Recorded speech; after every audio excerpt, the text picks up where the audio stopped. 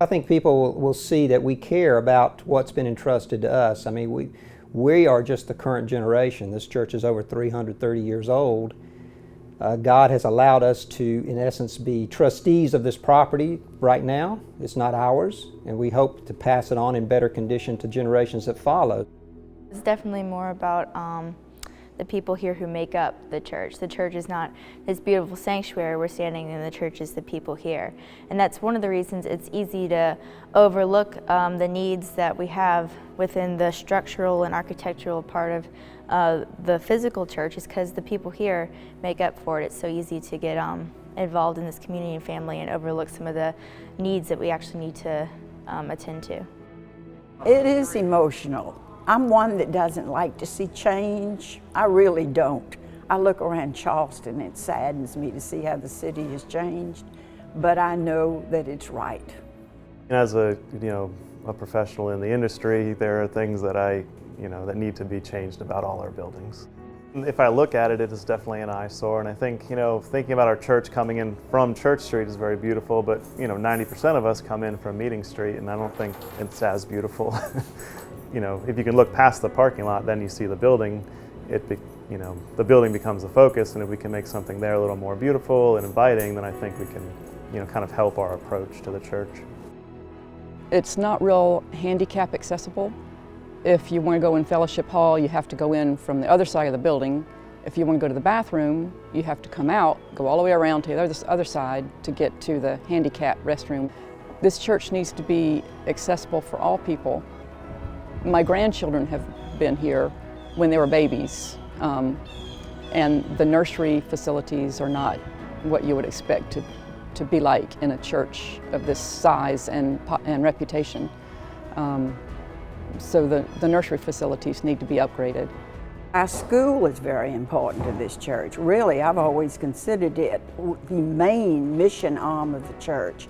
We have an opportunity to reach so many families through that school. And having taught there for so long, I can see how it has influenced a lot of people, a lot of professionals around town.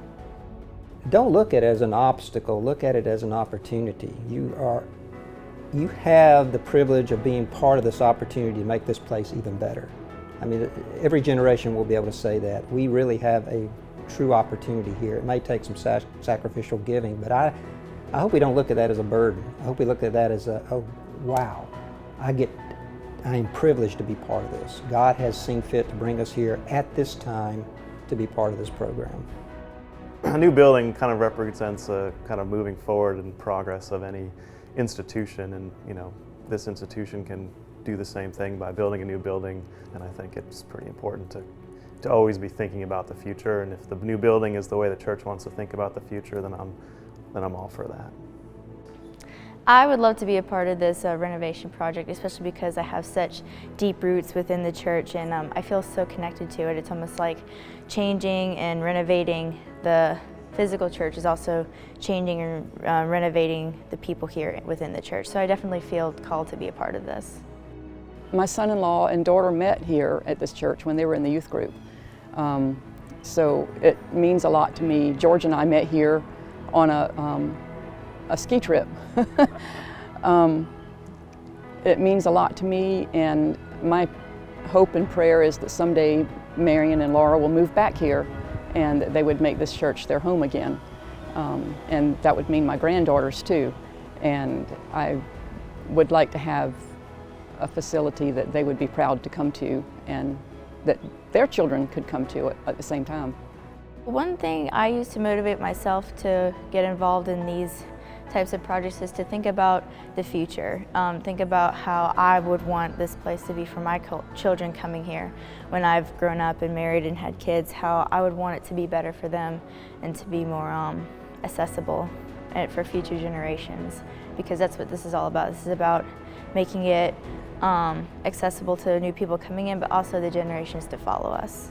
Donations to the church are always a sacrifice because you don't think about it first. You think about it at the end.